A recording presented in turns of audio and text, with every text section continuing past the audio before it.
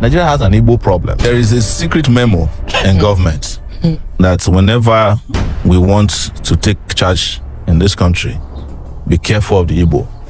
Don't give them position.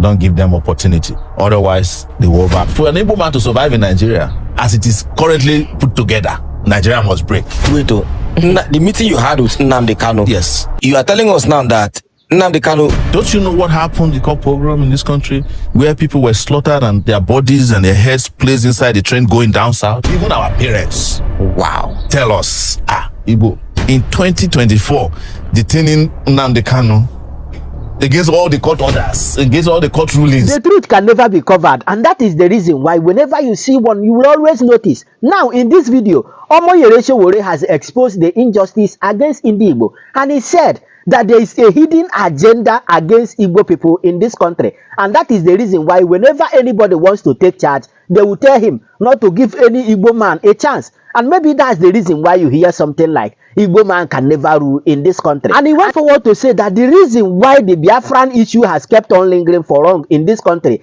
is that the government, or should I say the leaders, has failed to address the issue of the Biafran war. But one thing shocked me, where he was asked about Nnamdi Kanu trying to secede from this country. And he said that when he had meeting with Nnamdi Kanu, that Nnamdi Kanu does not even actually want to divide this country. All he's looking for is treat everybody equal. Equality in this country. Give to the east what you give to the north, or what you give to the southwest. But because he has seen that the government has constantly failed and are not ready to cooperate, and that is the reason why he's requesting for referendum. In fact, let me allow you to watch this wonderful podcast that Omoyele Sowore was involved, where he said all these things. But as you are watching, do well to share this video. Click on that subscribe button for more updates, and I'll be back. Let's go there. A lot of people who are going to watch this show or podcast never knew that I existed in 1993. And that's why they took history from our curriculum. So that even the little history that people should know about their people Where they could don't exist anymore. The last time history was written in this country was written about bad guys. And that's the only history that is still present. When I was reading history in primary school, on every Independence Day, they will make us line up to wait for the military guys who were stealing money. They will not even come. We will be there, rain, sunshine, we'll be singing, then nobody will show up. But when I got to the university, I had to fight against the same people in history who I was told made Nigeria great. So that's why they quietly removed history. So a lot of people don't care also about history anymore.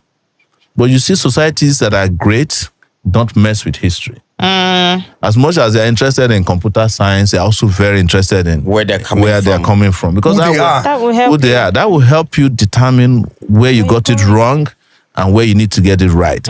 It will also help you to apportion blames, and will help. It's not all history that is good, because the people who also always win write history.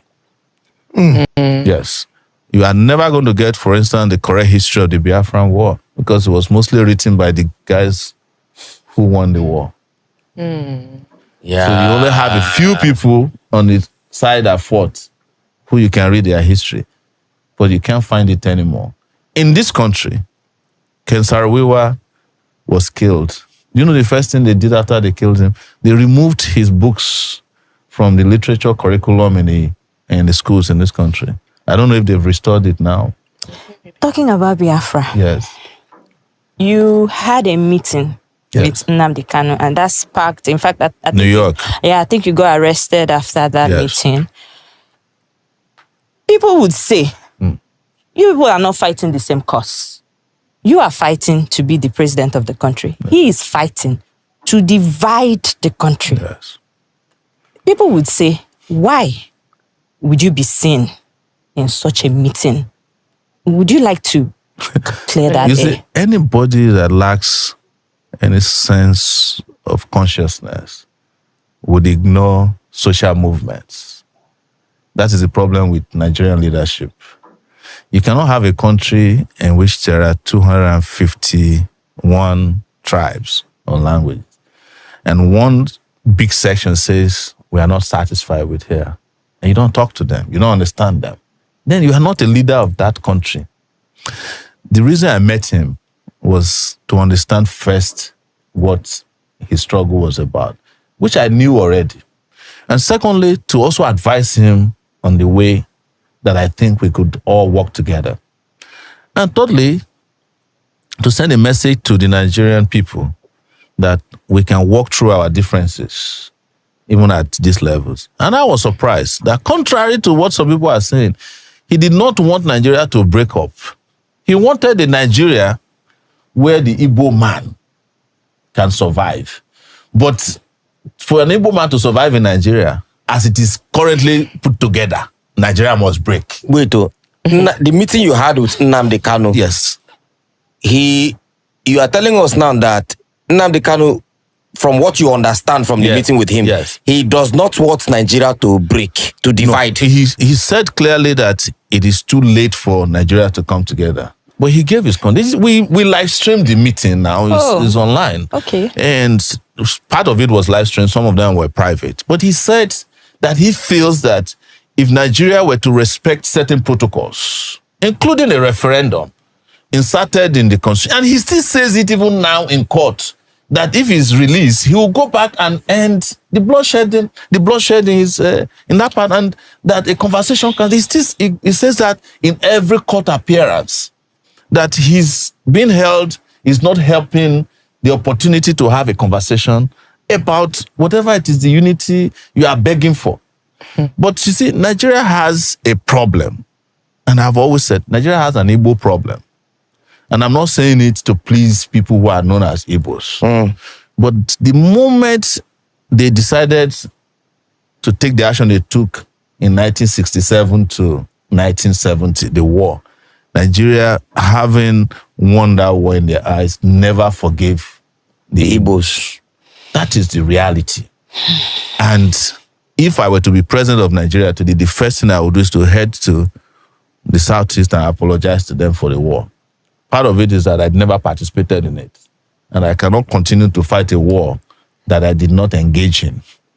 And then ask them, what do we want? So are you saying that the federal government has, like even before successive governments, yes, they've always had this anger against the Igbos? There is a secret memo, I don't know where it is located, in government, that whenever we want to take charge in this country, be careful of the Igbo. Don't give them position. Don't give them opportunity. Otherwise, they will overrun. It's a well-known fact. Even our parents, wow, tell us, Igbo.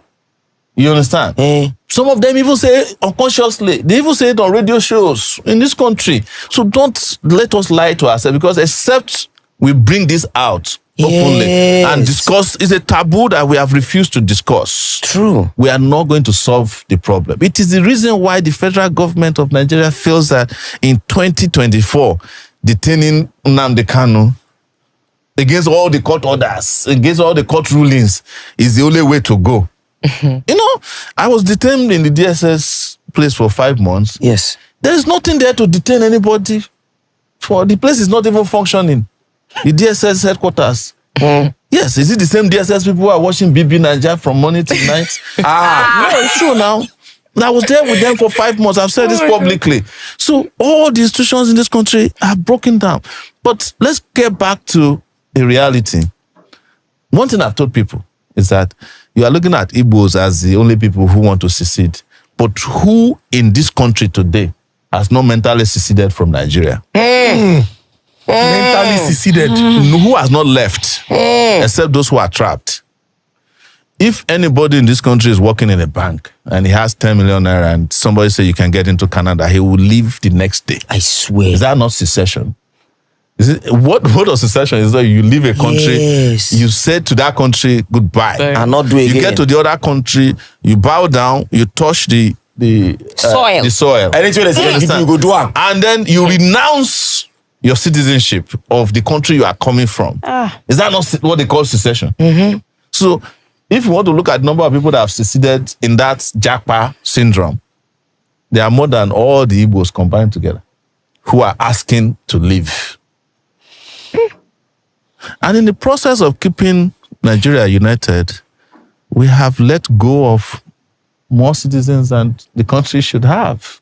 Yes. So you think if they had, because I mean, from the last thing you said now, you say in the process of trying to keep Nigeria united, Yes, we have let go of more citizens than we should have. Of course. So if we had allowed for the division or secession of Nigeria, most of our citizens that are outside would not have been outside. No, you see, it is not the secession I'm talking about. Okay, what are you talking about? It is what led to the war that we did Okay. not address. Okay. And what happened after the war. Why is it that Nigeria hasn't been able to overcome the Biafran problem? It's because Nigeria never addressed The what root the cause. Biafrans were asking for before the war. What were they asking? They were asking for to be treated not as second-class citizens in this country. Don't you know what happened, the called pogrom in this country, where people were slaughtered and their bodies and their heads placed inside the train going down south? Yes, from the north, from the mid, the different parts of the north. Are we ignoring that? So That happened. of Before the course, war? Before Yes, the war. That's what they call pogrom. History. People who were settled, doing well, they were slaughtering them and sending their bodies and their heads inside calabash and sending on trains that was heading east. Were they Easterners? They were Easterners. Yes, no, Southeasterners. Why are you asking me? President is It's not there in, part of go and Google it now. So you expect that will happen, and then there was a war that eviscerated 3 million people. Wow. And when the war was over, you just say, oh, nobody was vanquished, nobody was victor. victorious. And then 3 hours. but you still kept a memo and said, don't trust them. Collect people money. Yes. Give them 20 pounds. And then you took their properties. Ojukwu did not get back JAMB until 1992. Now, his father's house, that is known as JAMB headquarters here in Ikoyi. It was after he came back from Ivory Coast. It was Babangida, I think, that gave him back their property. So any country that is perpetually carrying out systemic injustice against will lose more citizens than they should have. The reason why countries that are work is because citizens believe in their country. And you cannot force that belief. It has to come through social justice. True. It has to come through economic justice. Why is it that, my children can feel like they're US citizens, even though they were born there? It's because before they let you take them out of the hospital, they must take all their immunity Everything. injections. You cannot put them at home and not go back to the doctor to go and complete it. And when it's time for school, they cannot be out of school for 2 days. And you'll be saying that, no, I want Shikira to go and be selling pure water. He will go to jail. So, and then when it's time for them to go to college, there is loan, there is grant, You are talking far. If you born them in the hospital, you cannot even go home with that child if they've not approved you to go home with the child. Not only that, you cannot even throw your child up in the hospital the way we do it here.